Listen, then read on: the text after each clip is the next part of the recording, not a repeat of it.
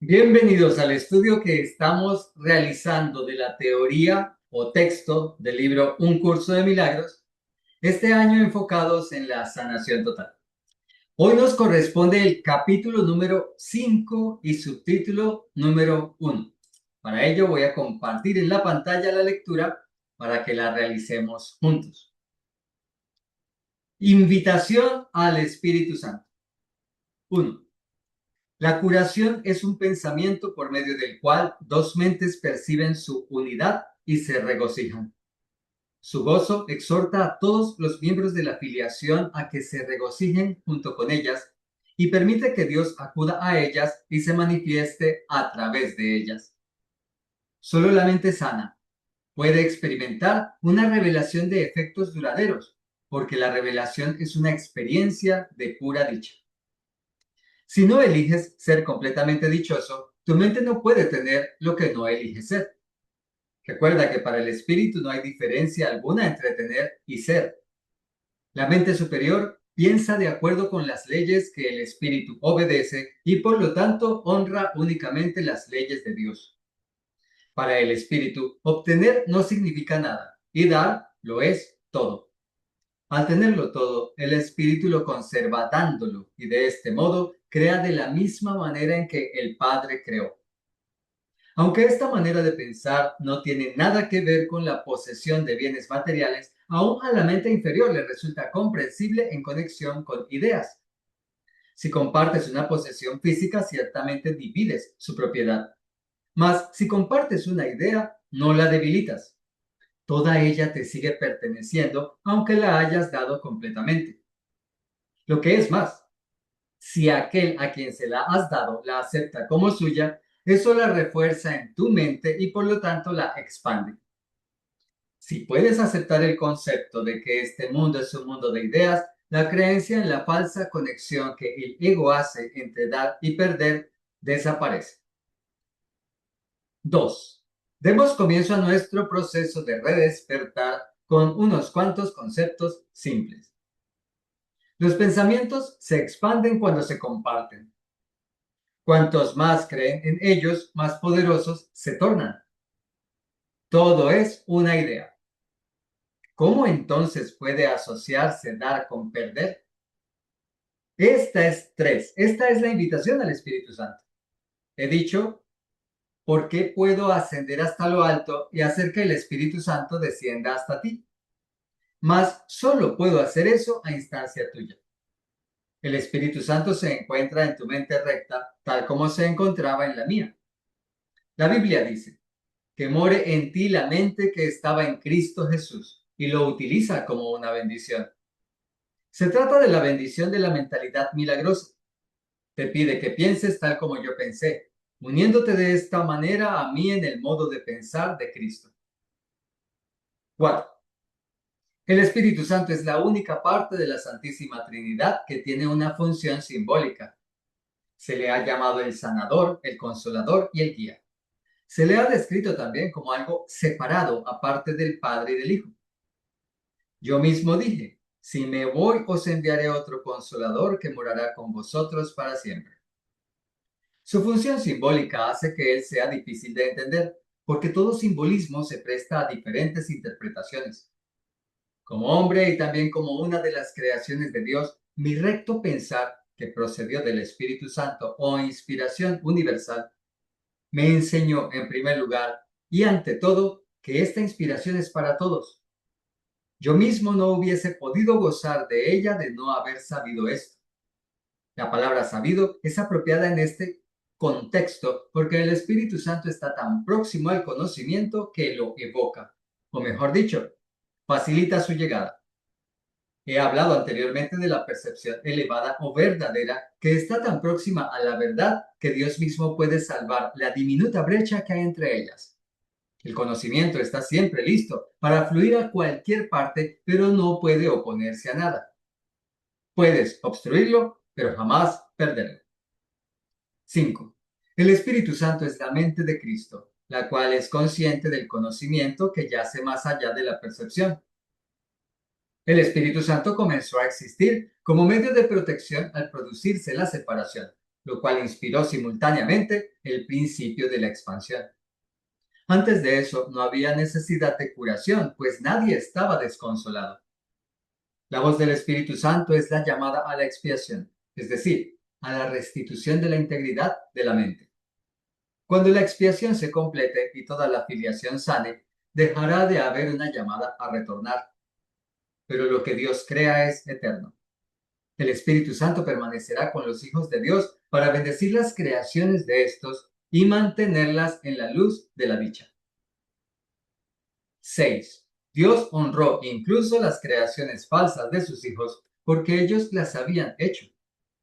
Pero también bendijo a sus hijos como una manera de pensar que fuese capaz de elevar sus percepciones a tal altura que casi pudieran llegar hasta Él. El Espíritu Santo es la mente de la expiación. Representa un estado mental lo suficientemente próximo a la mentalidad 1 como para que la transferencia a ella sea finalmente posible. La percepción no es conocimiento, pero puede ser transferida al conocimiento o cruzar hasta él. Tal vez sea más útil en este caso utilizar el significado literal de la palabra transferida, o sea, transportada, puesto que el último paso es Dios quien lo da. 7. El Espíritu Santo, la inspiración que toda la filiación comparte, induce a una clase de percepción en la que muchos elementos son como los del reino de los cielos. En primer lugar, su universalidad es perfectamente inequívoca y nadie que la alcance podría pensar ni por un momento que compartirla signifique cualquier otra cosa que no sea ganar. En segundo lugar, es una percepción que es incapaz de atacar y por lo tanto es verdaderamente receptiva. Esto quiere decir que si bien no engendra conocimiento, tampoco lo obstruye en modo alguno. Finalmente señala el camino que lleva a lo que está más allá de la curación, que trae consigo, y conduce a la mente más allá de su propia integración, hacia los senderos de la creación.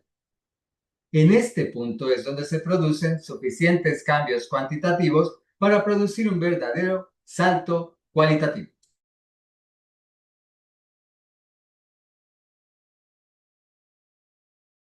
Muy bien, esto es lo que nos dice nuestra lectura de hoy, capítulo 5 y subtítulo 1, la invitación al Espíritu Santo. ¿Qué aprendemos para sanar? Primero, que el Espíritu Santo tiene un origen y que nos comenta este capítulo, fue creado al surgir la idea de separación, así que no estamos solos en el camino. ¿Qué hace? Llamar a las mentes a la reconciliación y a la plenitud. Y cuando todos retornen, bendecirá las creaciones de los hijos de Dios manteniendo la dicha. Es un ser creado en un momento determinado, como podríamos entender el tiempo nosotros, aunque en la eternidad se supone que no hay momentos determinados. Pero ¿y cuando cumpla su función qué? ¿Lo despedimos? ¿Nos deshacemos de él? Y aquí es donde el curso de milagros nos dice, es una criatura, un hijo de Dios, es una criatura con un objetivo que cuando lo cumpla, porque lo ha de cumplir cuando todos retornemos, entonces tiene que seguir. Es donde dice, bendecirá esas creaciones de Dios. No tenemos idea de lo que eso significa. Simplemente lo que el curso de milagros, en los términos que podríamos intentar comprender, nos habla de esto. No hay ningún hijo de Dios excluido. Dios permite la creencia en la separación. Le ofrece a sus hijos la oportunidad de elevar sus percepciones desde esa experiencia, libres de la idea de pérdida, incapaces de atacar y que señalarán más allá de la curación e integración de la mente hacia la creación. Percepciones sanas que harán todo eso. Para entrar en el estado de felicidad plena, solo debes aceptar al Espíritu Santo y comprender que lo tienes todo. ¿Cómo llegamos allí? A través de las percepciones sanadas. Así tu mente se une con la del Espíritu Santo y se une con la de aquel a quien le ofreces el milagro. En esa unidad es donde la curación se manifiesta a través de los dos. Al contrario de lo que ocurre con los objetos que cuando se dan dejan de pertenecer, cuando ofreces una idea sigue siendo tuya y se extiende o se le ofrece a toda la afiliación. Ojo con esto. Es que el curso de milagros dice que yo no debo dar. que yo no debo dar dinero al necesitado, que yo no debo dar esto, que yo no debo dar pertenencias, que todo es espiritual. Decime dónde lo dice, porque yo no lo leo de esa manera. Ahí lo que está diciendo es que cuando se trata de ideas no pasa como con los objetos, pero no dice que no seas generoso. Recuerda, para llegar a esta enseñanza necesitamos entender la enseñanza del capítulo anterior. Tú tienes que ser generoso, tú tienes que ser dadivoso, tienes que ser liberal en el ofrecer, en el dar, en el aceptar lo que el otro está haciendo, en el valorar lo que el otro está haciendo. Y es económicamente y es con las cosas que el otro puede necesitar, porque tu hermano está con necesidades. Así que revisa esa parte, ojo. Las ideas, cuando se dan, se manifiestan aún más grandes. Y por eso te dice, cuando aceptes que todo en este mundo es una idea, el dinero tú crees que en realidad tiene un valor ese círculo de metal. La moneda más alta de tu país tiene valor. Ya aprendiste con el curso de milagros que nada tiene valor por sí mismo y cuando tú lo aplicas a una moneda, la más alta de tu país, por sí misma no tiene ningún valor. Tal vez esté hecho de níquel, tal vez sea un material que es una combinación de otros materiales que se le denomina alpaca. Una cosa ordinaria, no cuesta los $5 o los $10 que podría, no sé si exista moneda de $10. En mi país tenemos monedas de 1,000 pesos. Son lo más grande que hay. La moneda más alta en denominación. Pero si dejara de existir el dinero en mi país, yo no puedo llegar a decirle a alguien, esta moneda vale el equivalente de 1,000 pesos. Eso no cuesta nada. Tal vez no cuesta ni siquiera el 3% de 1,000 pesos.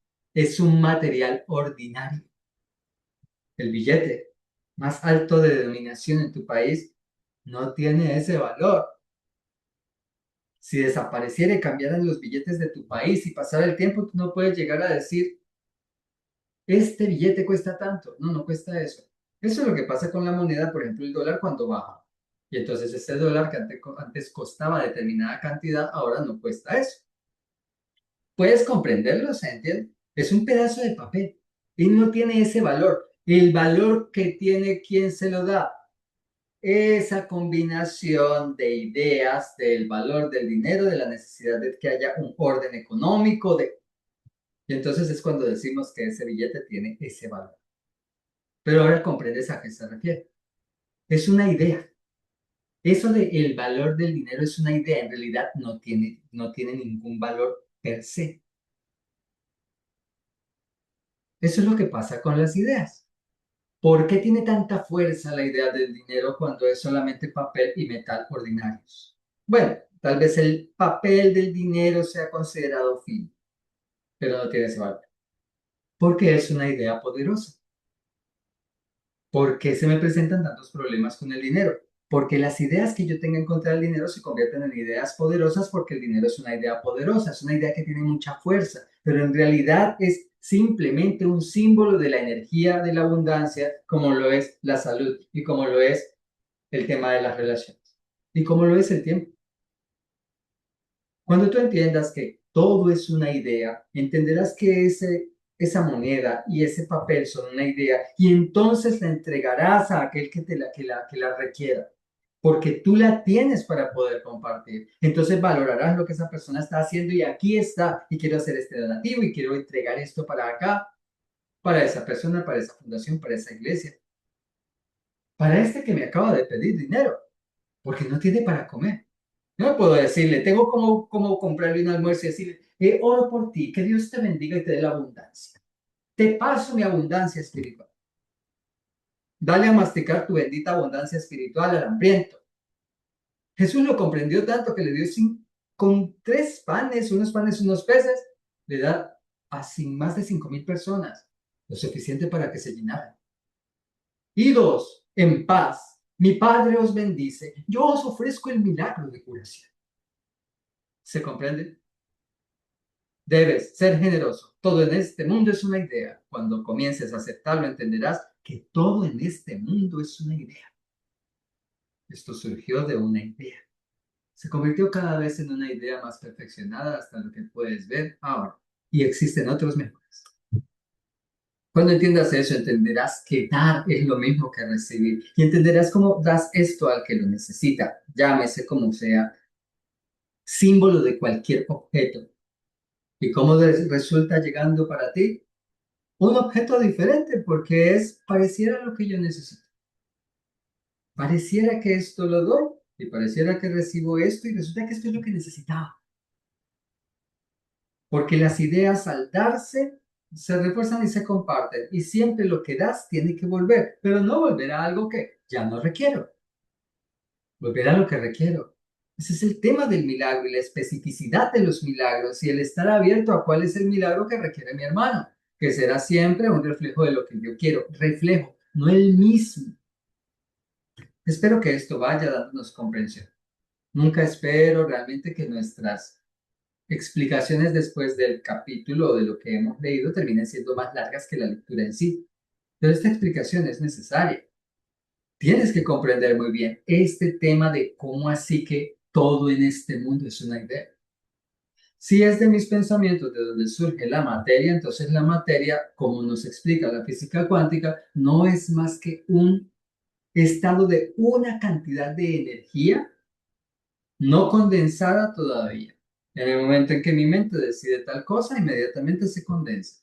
Pero como estamos en una proyección de los unos y los otros, entonces resulta que no es que porque yo pensé en un espejo apareció el espejo.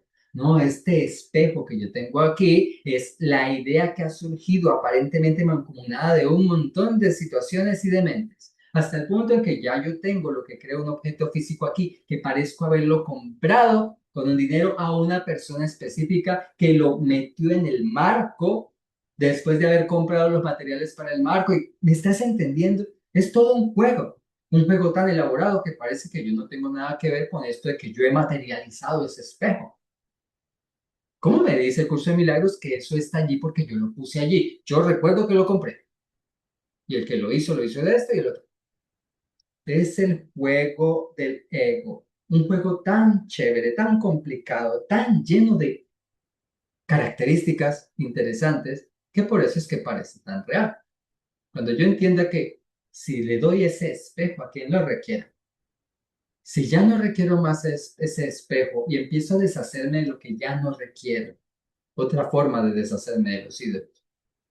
Cuando comprenda que es una idea, veré cómo empiezo a dar esto y resulta viniendo precisamente lo que yo necesito.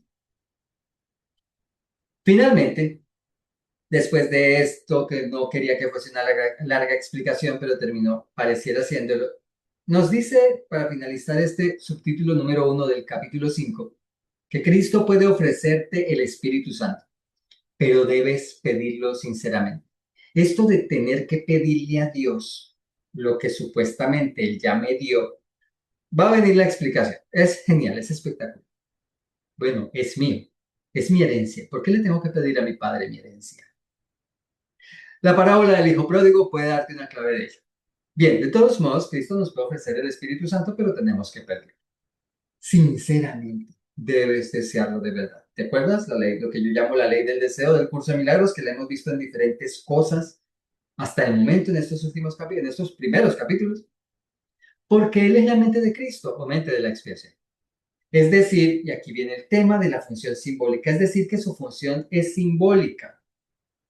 ¿Por qué es simbólica? Porque me lleva a pensar como Cristo, pero Cristo es el ser que yo soy. Yo no puedo, desde mi mente humana, cuando le dije adiós al conocimiento, poder pensar con la mente de Cristo.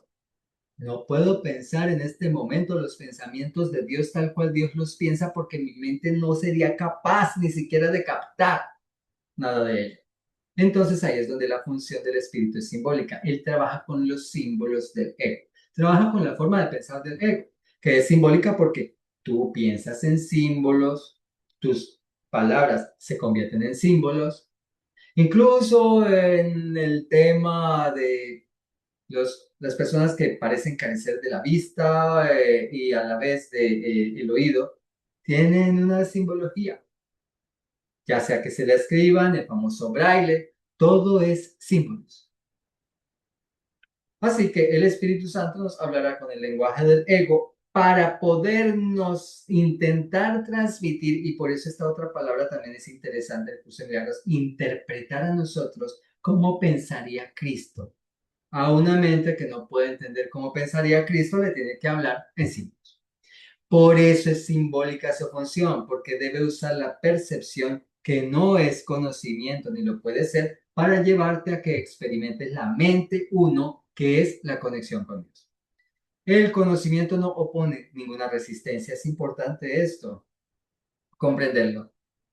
¿Es que entonces el conocimiento se resiste a mí? No. Lo que pasa es que tú lo obstruyes con el sistema del ego, con tus creencias. Llegamos hacia el final, por fin, por hoy. Muchísimas gracias, bendiciones y gratitud.